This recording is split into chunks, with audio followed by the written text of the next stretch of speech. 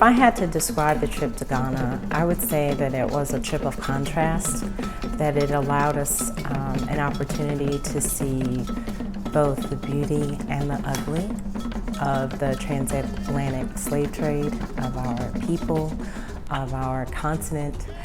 So for me, to sum it up, I'd say it was definitely a trip of contrast. Contrasting feelings, contrasting geography, people, and history. Motorcycles, those are actually taxis. So people, instead of getting a whole car, sometimes it's easy just to get a little motorcycle. This is a little section of town. And thank God we're back on real road. So that shortcut is over. It was a little bit more than a trip. It was really a return home to a place you've never been. I got to see like the world from a different perspective. But I loved it. It was very beautiful. I hope that when you talk to my children, you could see that there was a level of understanding they were able to get. So it's like in America we have pizza and fried chicken and fries, and in Africa it's rice and beans. My favorite part was probably going on the canopy walk, because it was fun after we did it, because while we were there it was kind of scary because you're really up high. The canopy walk was very beautiful. I thought I would die, but I came back alive. My children were exposed to the reality of what Africa looks like. Yep, this is how we get through. We got several more. But when we finished the canopy walk, it was really cool because we got to see the trees, and we could pretty much see Ghana, like the whole thing.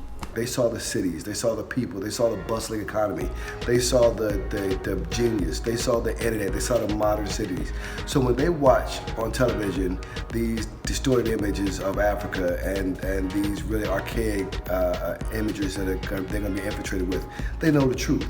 Like we got to see how the people in the village work and live, and we got to see how the king works and lives. I also wanted them to have that one moment in their life where they were just humans. And I think people don't always understand that. As an African American in this country, you're always the black person in a room. This was the first time in their life where they were just themselves. There was no descriptive that could be used. They were a nationality at best. They were Americans, but they were black. They were around black people. Then no one could describe them any other way. They did everything so differently than we do in America, and they live so differently, and everybody has their own different style. I definitely learned that Ghana is a historical place. And I could see in his mind, his brain, just connecting the dots.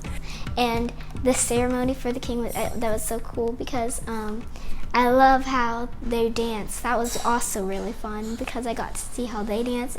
And that is what this trip was about and why it was so important for us to bring them. They had been out of the country before, but this was their longest trip, and this was definitely probably one of the most important. It's a very lucky experience. It honestly was outstanding. It was probably the best trip of my life. I was nominated for an HBCU International Impact Award. I received an award for the African Diaspora Nation from the African Union, and this was called the Living Waters Award. It was from the HBCU. It was an HBCU initiative. Ghana has been really forward-thinking as far as involving HBCUs into the whole reclaiming of our birthright, our African birthright, and I think they've seen that HBCUs really need to be in the forefront of this movement. So Africa has so many different types of chiefs. So I met the king of the Ashanti people. He was an amazing man, amazing, super wise, very humble, meeting us, and really made you feel welcomed. For a man who's revered by so many and has so much wealth and so much influence across the nation. You absolutely positively have to go to Africa.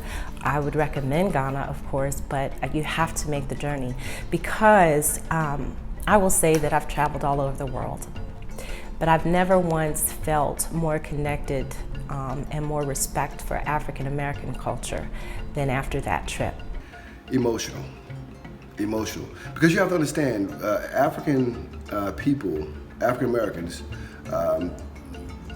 it was a mixed bag. So some of the people you went over there were your kinfolks.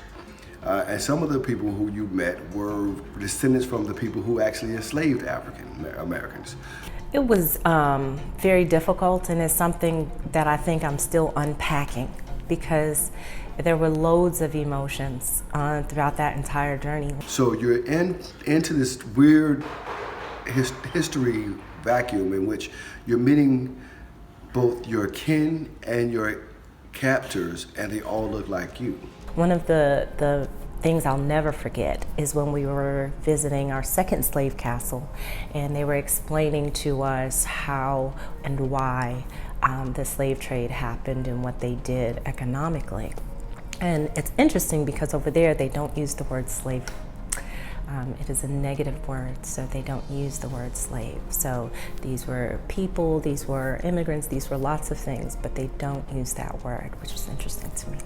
But it was described to us in the second slave castle that they were trading people, my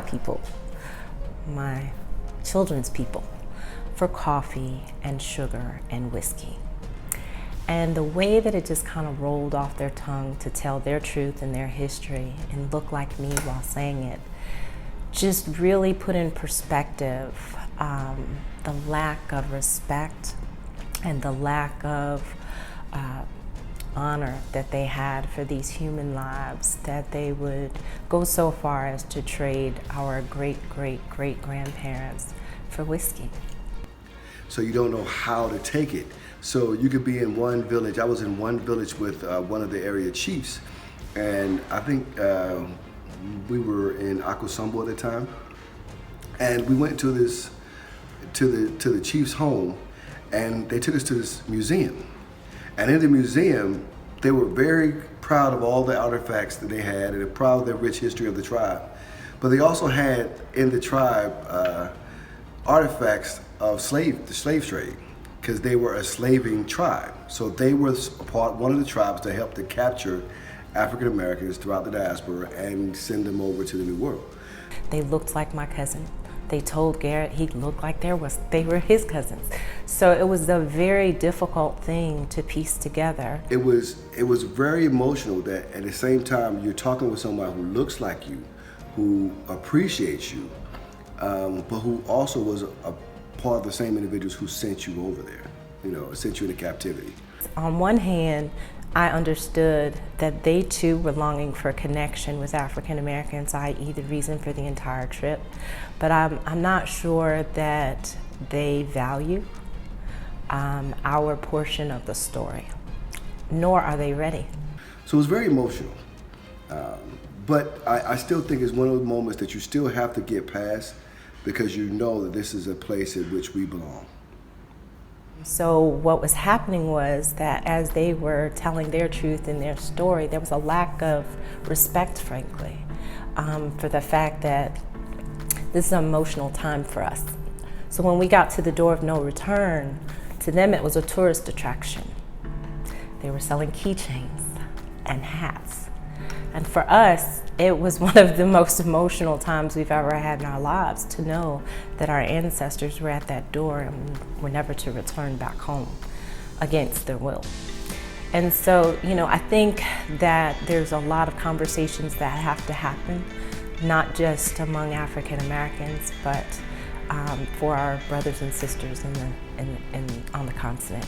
And that, to me, really kind of put in perspective not just the lack of thought of life at that time, but how truthfully I almost feel the very same here in the United States. And that to me is just never set well, to know that I'm raising a black son and I have a black husband. And when they go outside, I don't know how they're going to come back, or if they do. And that unsettling feeling of knowing that the world that we live in still pretty much equates them to something so futile as sugar and whiskey is troubling. And it was really one of those moments for me that I will never forget. And the reality is that we are the absolute strongest people on the planet. And I didn't get that until this trip. I want African Americans to understand just how great and awesome they are, and that we have absolutely no excuse but to rise to the absolute top of everything we do. Because we wouldn't be here, our ancestors would not have made it if we weren't the absolute strongest people on the planet. I am convinced of that.